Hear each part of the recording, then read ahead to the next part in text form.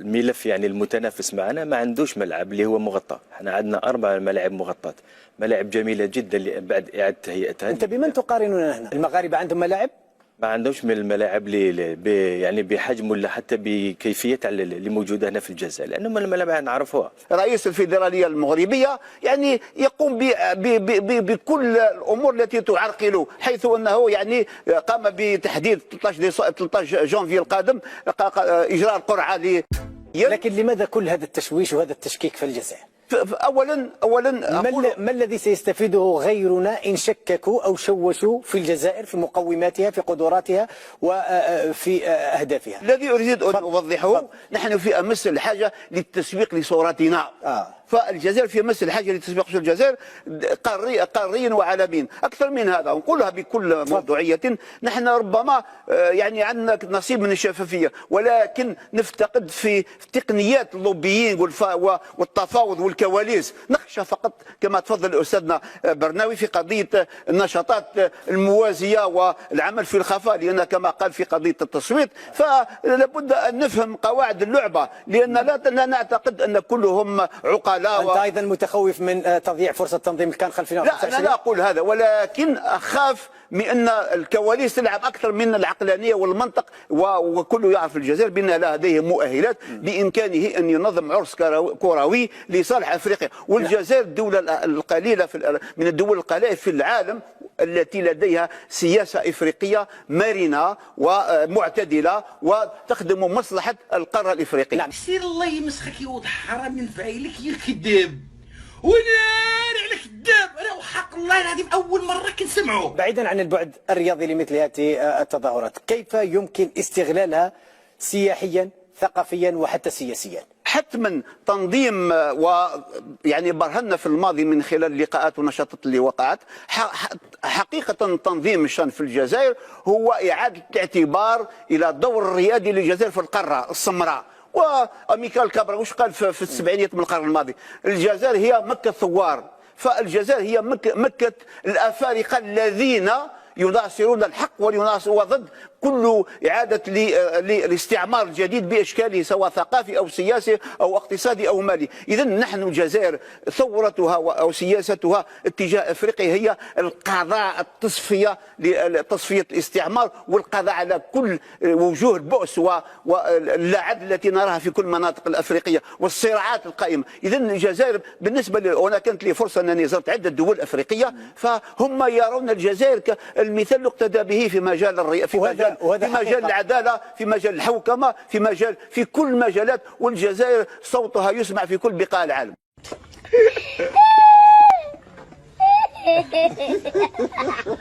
نعم. سيد علي لبيب زغلامي تكلم على بأن الجزائر قبلة الأحرار وقلعة الثوار. خليني نسمع منك تعليق على الأقل حول تسمية ملعب براقي الجديد بنيلسون مانديلا. هذه يعني كما أسلف الأخ هي تتويج لما قاله، يعني قال كل أشياء الجزائر مكة الأحرار، فها هو نيلسون مانديلا سمينا عليه ملعب، وهذا شيء جميل لأن حتى هو اعترف أن رجولياته أخذها من الجزائر، لأنه كان يحسب في نفسه طفل صغير أو مراهق لما الجزائر وأخذ الرجولية، وهذا كلام كبير من عملاق مثل هذا.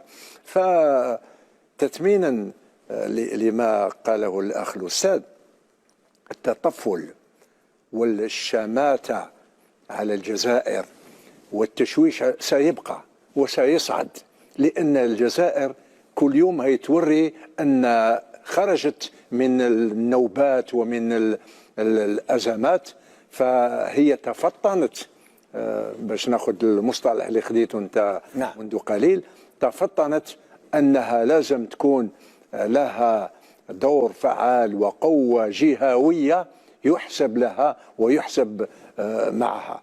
فالشامتين والخصوم وحتى الأعداء ما راهمش رايحين يحبسوا، فاللي يصعدوا أكثر، ولازم نكون احنا أكثر منهم قوة ومقاومة ودخولا في الميادين العديدة منها الرياضية وأجملهم هي الرياضية. 2025 انت عده مرات طرقت الموضوع.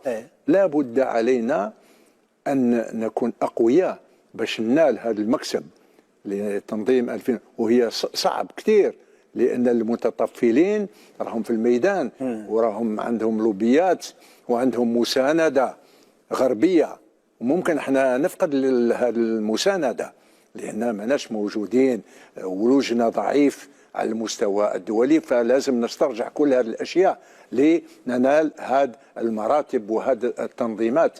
ف 2025 ليس بسهل. نرى ان الجزائر هي احسن اللي يقدموا يعني صحيح ملف، ولكن لما تبعث الوفد او اقول الشخص الواحد وهو ممتاز لا باس به هو اللي قدم الملف، انا عوض نبعث شخص نبعث وفد باطارات كفءه ومعروفه عالميا ورياضيين عمالقه معروفين. لماذا ما نستعملش لتعزيز الملف وتثمين الملف واعطاء الفرصه الكبيره والاوفر لاحتضان كان 2025؟ سي برناوي، هياكل جديده، منشات جديده، ما الذي كان ينقص الجزائر حتى تصل الى هذه المحطه اليوم؟ اراده سياسيه بكل اختصار، اراده سياسيه اللي كانت نقدر نقول لك يعني توقف لكل صغيره وكبيره. علاش نقول صغيره قبل الكبيره؟ لانه هنا نتكلم على المستوى العالي، والمستوى العالي هو جزئيات، سيدي ديتاي مهم جدا انه يعني تابع للجزئيات، يعني باش تشوف منشات على اعلى مستوى. اللي تشوف تكلمنا على ملعب نيلسون مانديلا، انا حبيت ان نتكلم على نيلسون مانديلا لانه نحب نيلسون مانديلا، وخاصه نحب جنوب افريقيا، انه عندي ذكريات جميله فيها في هذا البلد. اول لقب افريقي اللي كان اهلني الاولمبياد كسبته في جنوب افريقيا في سنه 95، اللي كانت يعني 3 سنوات من بعد يعني تولي الزعيم نيلسون مانديلا رئيس جنوب افريقيا. في مذكرات تاعو اللي كانت تعلق في كتابه قال في الجزائر اللي تعلمت الرجوله، لان هذا رمز من رموز الحريه في العالم برمته، وفي القاره الافريقيه ضحى تضحيات كبيره. نيلسون مانديلا نقول له هنيئا لك في رقدته هذه بهذا الملعب في ارض الشهداء، مهم جدا في ارض الشهداء في بلد الحريات انه يسمى به اسمه ملعب مثل هذا.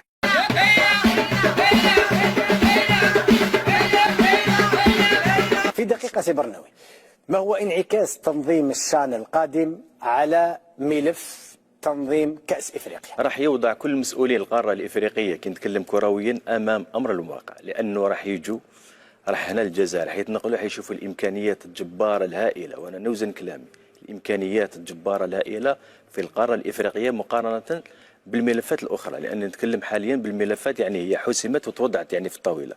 فيه 3 ملفات أنا نظن لا مقارنة، يعني الإمكانيات الكبيرة اللي تسخر بها الجزائر. نتكلم على المنشآت الرياضية، منشآت من أعلى طراز. الملف يعني المتنافس معنا ما عندوش ملعب اللي هو مغطى، احنا عندنا 4 ملاعب مغطاة، ملاعب جميلة جدا اللي بعد إعادة تهيئتها. أنت بمن تقارننا هنا؟ نتكلم يعني بالملفات يعني اللي وضع للاحتضان، فيه يعني البناء مع نيجيريا، وفيه الملف المغرب، وايضا ملف الجزائر. المغاربه عندهم ملاعب؟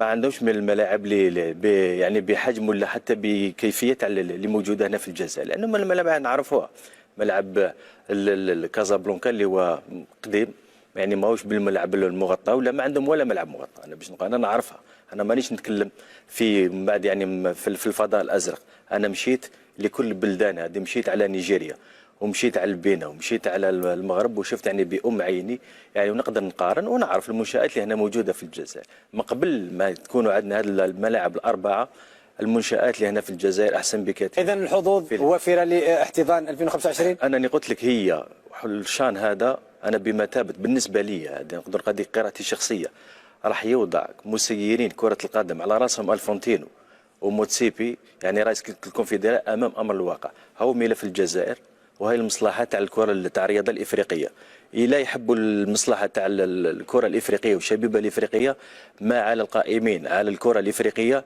الا انه يوضعوا يدهم في يد الجزائر، وراح يكون استعراض ورقه ضاغطه اخرى بالنسبه للميلان، يكون استعراض بمقاييس عالميه. ولا نحبوا المشاكل والرداء اللي شفناها في الطبعه اللي فاتت، ما عليهم الا تحمل المسؤوليه تاعهم. نعم سي زغلامي، ربما اختم معك البرنامج اليوم، اي بعد سياسي بعيد عن البعد الرياضي الذي تكلم عليه الوزيرين السابقين، وراك خليتهم دافعوا بزاف على الرياضه وانت مازال ما دافعتش على مال في الشيء اللي ما تدافع عليه وتحلله، البعد السياسي والاستراتيجي في كل القضايا. اي بعد سياسي واستراتيجي لتسميه مثل ملعب بالراقي بنيلسون مانديلا؟ حقيقه هو رمز من رموز التحرر في العالم وفي افريقيا بالدرجه الاولى. نظن البعد هو الان الجزائر اعاده الثقه والاعتبار الى صوره الجزائر افريقيا واقليميا ودوليا، هذا النقطه الاولى. النقطه الثانيه، نعم. الان نرى التكالب على الجزائر ليس لشيء، لان الجزائر في وقت وجيز ديسمبر 2019 الى غايه في غضون عامين تم انجاز امور يعني ما كانش ينتظر الكثير، وبالتالي فالاعداء يتكالبون، واقولها من باب الملاحظه. فيعني منذ فتره وجيزه كان دوله المغرب ورئيس الفيدراليه، وانا لست مختص في كره القدم او في الرياضه، رئيس الفيدراليه المغربيه يعني يقوم بكل الامور التي تعرقل، حيث انه يعني قام بتحديد 13 جانفي القادم اجراء القرعه يعني ماذا يعني هذا؟ والمقابله تجري يعني هناك امور يعني انا اعتبرها طفيليه، ولكن حتى وتلقى مثل ما يقوموا في الرياضه قاموا ايضا في العمل السياسي الدبلوماسي في القمه العربيه السابقه.